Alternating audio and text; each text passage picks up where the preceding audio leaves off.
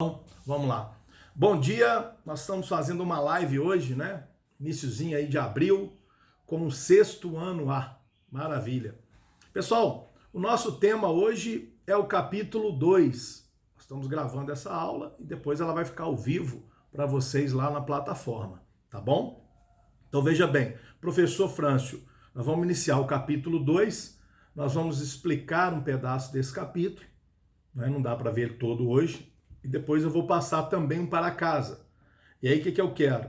Eu quero que no final da aula vocês tiram as suas dúvidas. Quem tiver alguma perguntinha pode anotar aí para depois fazer. E eu vou explicar depois também no final da live sobre os trabalhos, ok? Então só para começar a live aí, quem tiver ao vivo aí, comigo aí, tem 7 participantes, dá um oizinho para nós aí. Fazer uma chamada aqui. Vamos lá. O Arthur, oi. Beleza, Arthur? Bom dia para você. Mais quem? Juliana, a Maria Rita, o Isaac, a Laura Pavão, maravilha. Galera toda ligada aí. Então vamos lá. O capítulo 2 hoje do nosso livro, pessoal, ele trata um assunto que é os primeiros passos da trajetória humana. Como que foi que o homem começou a deixar o seu rastro, deixar a sua história no planeta Terra. Bom, para começar a falar então do ser humano, a gente tem que falar o seguinte, como que tudo foi criado, né?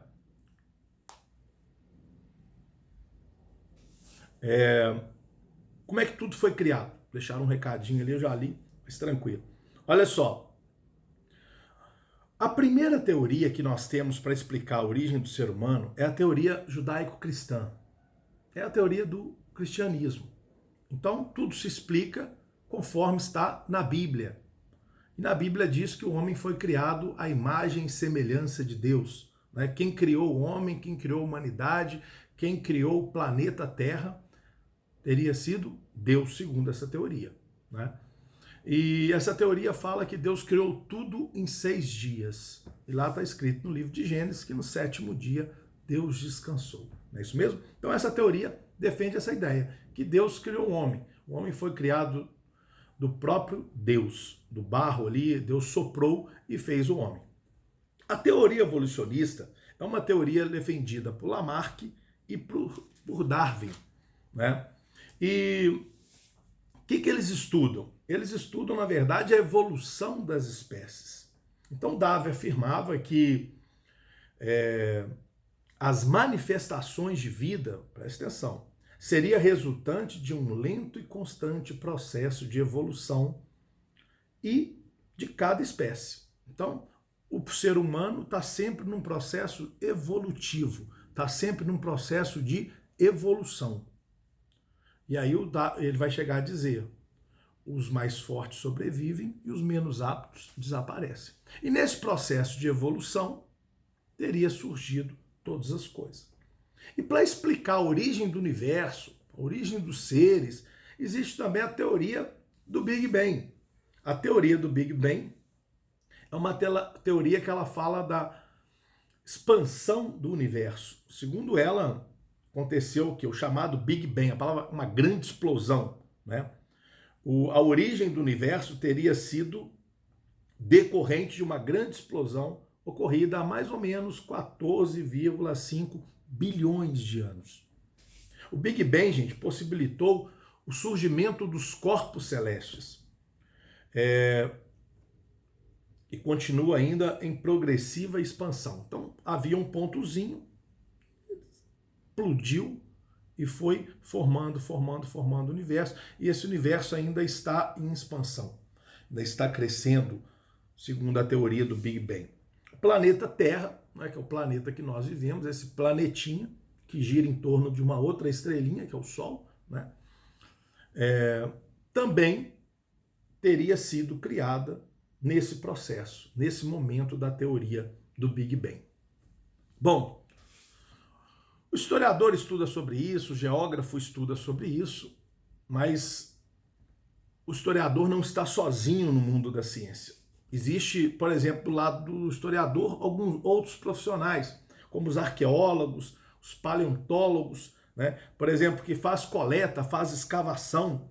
Por quê? Através das coletas, da escavação, você consegue descobrir os costumes, a cultura dos grupos sociais ao longo do tempo, né? E esses dois, por exemplo, paleontólogo também trabalha com pesquisa sobre manifestação da vida, e é interessante observar esse tipo de coisa, né? São profissionais que auxiliam o professor de história, né? Pessoal, não preocupa com a página não, só acompanha a aula que ela vai ficar gravada e depois vocês vão ler o texto lá. Beleza?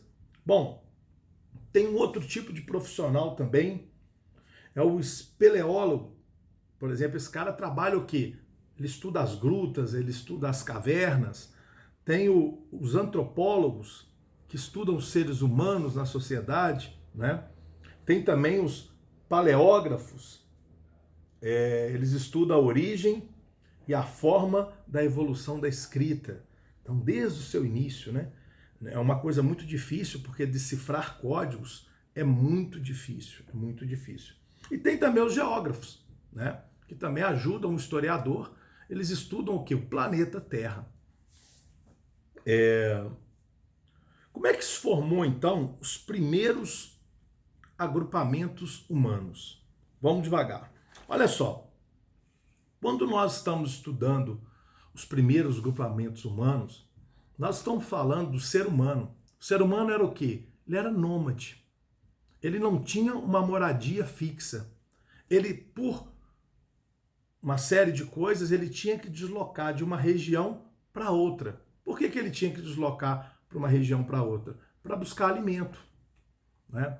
Era importante para ele procurar alimentos em diversas regiões. Então ele chegava numa região, tinha muito alimento ali, beleza.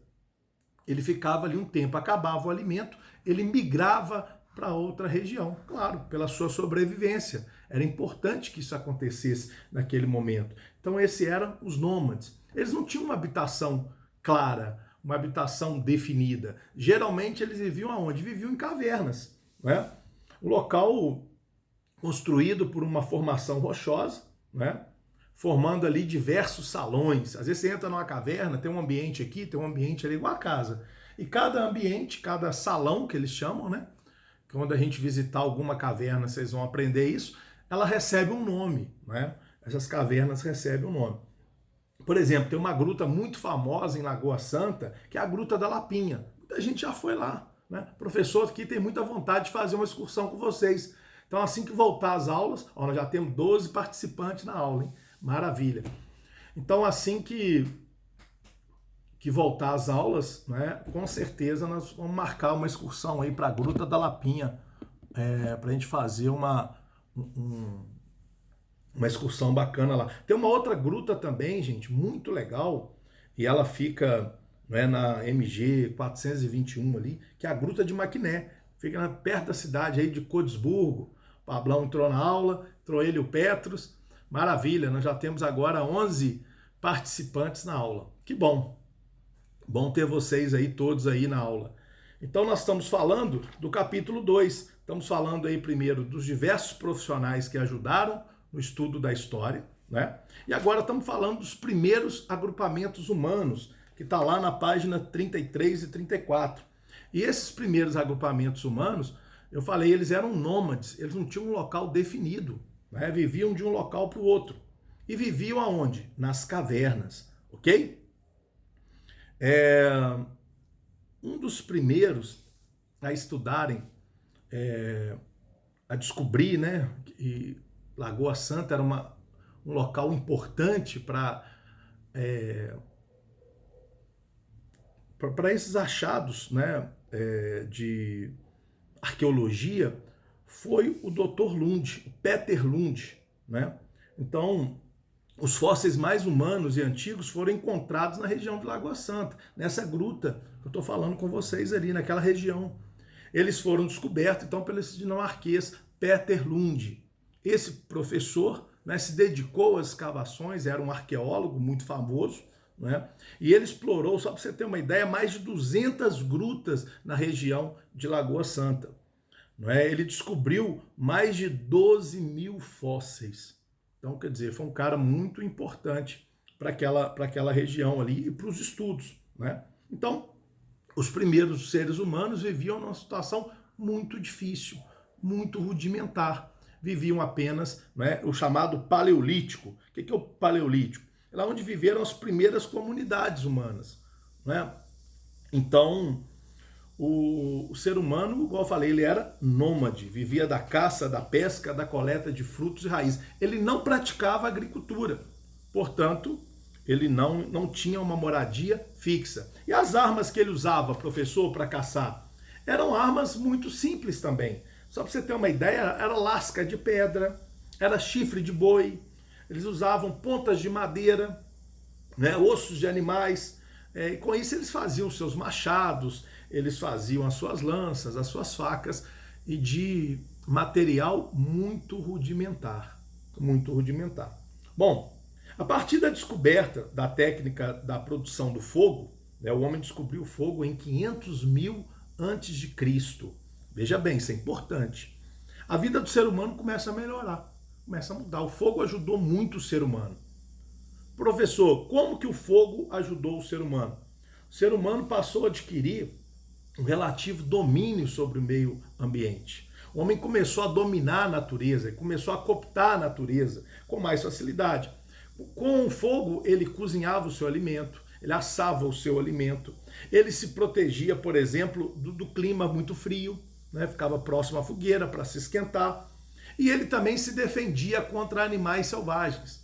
Então veja bem, o homem utiliza do fogo, né? É importante observar esse tipo de coisa. E o fogo ele vai auxiliar muito a vida desse ser humano. E os instrumentos de caça? Quais eram os instrumentos de caça? Ele usava, por exemplo, pontas de lança, né? Fazia um lança com madeira, arco, fazia arco e flecha, né? Usava o anzol para pescar. Isso tudo o homem nesse processo de socialização, né? No início da humanidade, ele fazia de tudo ali para sobreviver. A palavra de honra era sobreviver. Cada dia era um dia, enfrentando as feras do campo, enfrentando os intempéries da natureza. Então o homem tentava sobreviver. E ele vai utilizar do fogo, de todos os artifícios que ele tinha, para poder tentar dominar a natureza, para poder tentar ter uma vida mais segura, né? Então, no período que se estende, veja bem, de 40.000 a.C. a 18.000 a.C., os seres humanos passaram a construir a própria moradia. Então, veja bem, o ser humano adquiriu a sua própria moradia. Isso demorou muito, né? 40.000 a.C. E muitas vezes essas moradias eram dentro da caverna. O pessoal está falando aí que a live está travando um pouquinho, mas não é aqui em casa não. Aqui em casa a internet está normal, deve ser a internet de cada um aí, da casa de cada um. Às vezes acontece de travar um pouquinho mesmo, mas é a internet de cada um aí, internet da sua casa. Aqui em casa está rodando normal, a internet está tranquila. Beleza? Maravilha. Então vamos lá. O que nós tínhamos para a aula de hoje, pessoal, era exatamente isso. Agora eu quero que vocês anotem, por favor, o para casa. Eu quero que vocês passem para casa da página 31, da página 37 e da página 38, ok? Nós estamos com 13 participantes na aula. Eu vou abrir para perguntas daqui a pouquinho, só um minutinho.